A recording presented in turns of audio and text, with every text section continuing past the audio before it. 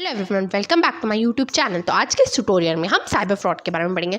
तो ये बहुत ही इजी लैंग्वेज में ये लेक्चर होने वाला है और एक एक लाइन का मतलब आपको बहुत अच्छे समझ में आने वाला है। सबसे पहले तो हम इसकी डेफिनेशन के बारे में पढ़ेंगे, उसके बाद गवर्नमेंट ने क्या क्या स्टेप्स लिए साइबर फ्रॉड को रोकने के लिए उसके बारे में देखेंगे, और उसके बाद हम खुद साइबर फ्रॉड से कैसे बच सकते हैं ये देखेंगे विद सम एग्जाम्पल्स। ठीक है, तो वीडियो शुरू करने के पहले अगर आपको मेरे ट्यूटोरियल पसंद आए तो प्लीज़ प्लीज़ प्लीज़ मेरे चैनल को सब्सक्राइब जरूर करना, ताकि मैं और वीडियो अच्छे अच्छे डाल पाऊँ। सबसे पहले तो फ्रॉड, साइबर फ्रॉड को समझने के लिए फ्रॉड टर्म का मतलब समझना पड़ेगा। फ्रॉड क्या होता है? फ्रॉड आप सब फैमिलियर है इससे। मान लो किसी ने आपको बोला कि कुछ पैसे जमा कर लो, मैं आपके बच्चे को सरकारी नौकरी दिला दूंगा। तो वो आपके साथ फ्रॉड कर रहा है। उसने आपसे पैसे तो ले लिए लेकिन बाद में वो गायब हो गया, नौकरी नहीं दिलाई।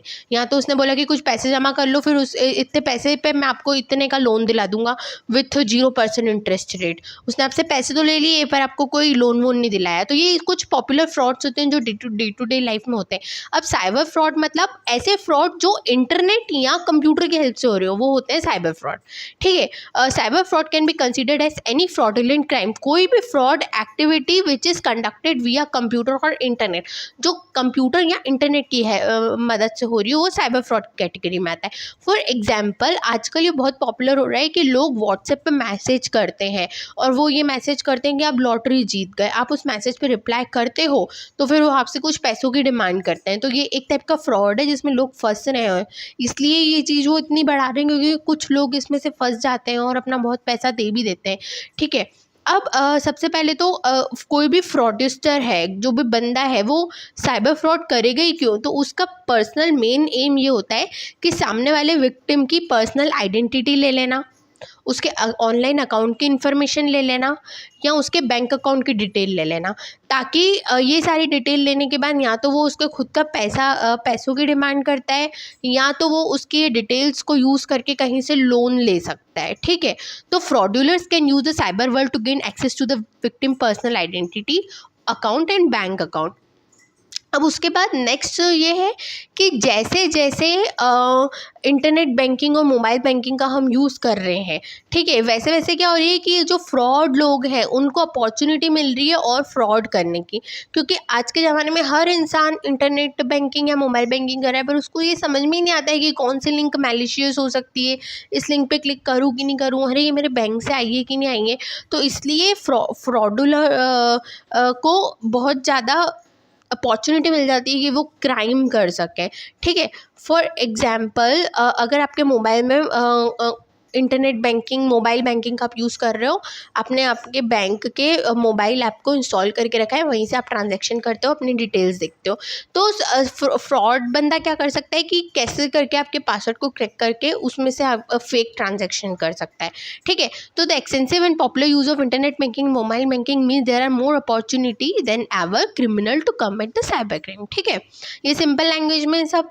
अब उसके बाद इसलिए आजकल फ्रॉड इतने हो रहे हैं, उसको देखते हुए जो ऑर्गेनाइजेशंस और इंडस्ट्री है वो क्या कर रही है, साइबर फ्रॉड के लिए अपने आप को प्रोटेक्ट कर रही है, और IT team, cyber security team अलग से हायर कर रही है। ठीक है, और ऑर्गेनाइजेशन और इंडस्ट्री को बहुत ज़रूरी है कि अपनी ऑर्गेनाइजेशन का डेटा, अपना पर्सनल डेटा सिक्योर करके रखें।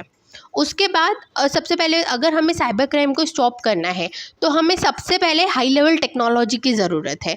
ठीक है, क्योंकि अभी जो अवेलेबल टेक्नोलॉजी है वो इतनी अच्छी नहीं है कि हर टाइप के साइबर क्राइम के या साइबर फ्रॉड को रोका जा सके। उसके बाद एक बहुत इंपॉर्टेंट चीज़ है कि training and expertise of people. लोग भी इस चीज़ के लिए चलो ठीक है अवेयर है, अगर किसी को जानकारी है भी तो उनको एक्सपर्टाइज नहीं है, उनको नहीं पता कि कैसे आइडेंटिफाई करे, कैसे रोके। तो लोगों को ट्रेन करना और उनको एक्सपर्टाइज करना साइबर क्राइम के, ये भी बहुत ज़रूरी है। अब नेक्स्ट टॉपिक क्या है कि गवर्नमेंट ने कुछ स्टेप्स ली है साइबर फ्रॉड को रोकने के लिए। पहली स्प्रेड ये है, सबसे पहले तो वो अवेयरनेस स्प्रेड करें। आपने देखा ही होगा कि आजकल गवर्नमेंट की तरफ से, आरबीआई की तरफ से बहुत एड्स भी आ रहे हैं जिनमें वो बताते हैं कि ऑनलाइन क्राइम से कैसे बचा जाए। ठीक है, तो सबसे पहला काम कर रहे हैं कि वो अवेयरनेस फैला रहे हैं, व्हाट्सएप पे कुछ कुछ छोटे छोटे एड्स फैला रहे हैं। ठीक है, आजकल बहुत सारे एड्स बन रहे हैं। उसके बाद इश्योरेंस ऑफ अलर्ट्स, वो लोगों को अलर्ट्स, फॉर एग्जांपल गवर्नमेंट की तरफ से लोगों को अलर्ट्स आते हैं कि अपना OTP पिन किसी के साथ शेयर ना करें, है ना, ये सारे अलर्ट्स आते रहते हैं। और अगर कोई गवर्नमेंट का मोबाइल बैंक जैसे SBI का अगर आपके पास मोबाइल बैंकिंग है तो उसमें भी नोटिफिकेशन अलर्ट्स आते रहते हैं। उसके बाद capacity building training of law enforcement personnel, capacity building मतलब और ज़्यादा लोग बढ़ा रहे हैं जो साइबर सिक्योरिटी में जिनको नॉलेज है, उन लोगों को और उनके काउंट को और बढ़ा रहे हैं, और लॉ एनफोर्समेंट पर्सोनल को ट्रेनिंग भी दे रही है गवर्नमेंट। उसके बाद गवर्नमेंट ने एक वेबसाइट लॉन्च की है जिसको भी बोलते हैं national cyber crime reporting portal. ठीक है, अब इस पोर्टल में अगर किसी के भी साथ कोई भी फ्रॉड हुआ है या क्राइम हुआ है तो हर टाइप के क्राइम को यहाँ पे रजिस्टर करा सकता है। ठीक है, उसके बाद नेक्स्ट टॉपिक ये है अपना कि how to prevent cyber fraud. Cyber fraud से बचे कैसे? तो सबसे पहले तो आपको अपने मोबाइल के डिवाइसेस के कंप्यूटर के सॉफ्टवेयर को अप टू डेट रखना चाहिए। ठीक है, दैट मीन्स अपडेटेड वर्जन होना चाहिए। क्योंकि क्या है ना कि हर एक अपडेटेड वर्जन के साथ जनरली क्या होता है, सिक्योरिटी एनहांसमेंट हो के आते हैं। जो पुराना वर्जन रहता है वो कम सिक्योर रहता है, इसलिए ज़्यादा चांसेस होते हैं कि जो फ्रॉड बंदे हैं उसको हैक कर लें या उसको क्रैक कर लें। तो सबसे पहला तो है कि अपने सारे सॉफ्टवेयर और डिवाइसेस को अपडेट करते रहो, keep software and devices up to date.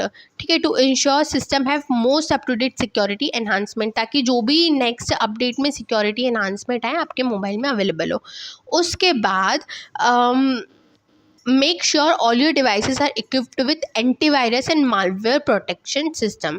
तो एंटीवायरस इंस्टॉल करो अपने मोबाइल में या कंप्यूटर में, या मालवेयर प्रोटेक्शन सिस्टम, ये सॉफ्टवेयर ज़रूर इंस्टॉल करने चाहिए अगर आप इंटरनेट से कनेक्ट कर रहे हैं। ठीक है, ये मस्ट है। उसके बाद आपको क्या मेक श्योर करना है कि आप अपनी सारी वेबसाइट में सेम पासवर्ड ना रखें, आप हर वेबसाइट में अलग अलग पासवर्ड रखें। और कुछ कॉमन पासवर्ड है, जैसे कि मान लो जैसे अपना नाम यूज़ ना करें, बर्थ डेट्स यूज़ ना करें।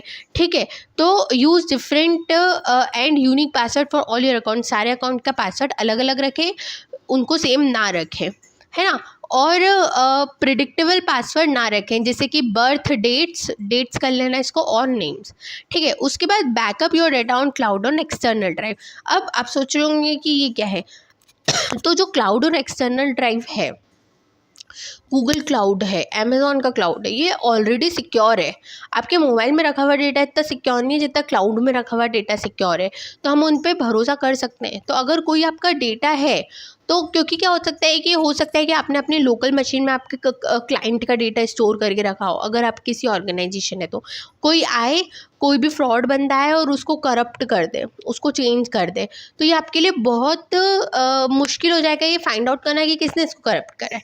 इसलिए क्लाउड में इसको स्टोर करें, क्योंकि क्लाउड में अगर किसी ने उसको चेंज करा है तो ये लॉस वगैरह ये सारी मतलब ये सिक्योरिटी ऑलरेडी एप्लीकेबल होती है। तो अगर आपको मेरी वीडियो पसंद आए तो प्लीज़ मेरे चैनल को सब्सक्राइब और मेरी वीडियो को लाइक जरूर करना। मिलते हैं अगले लेक्चर में। Thank you.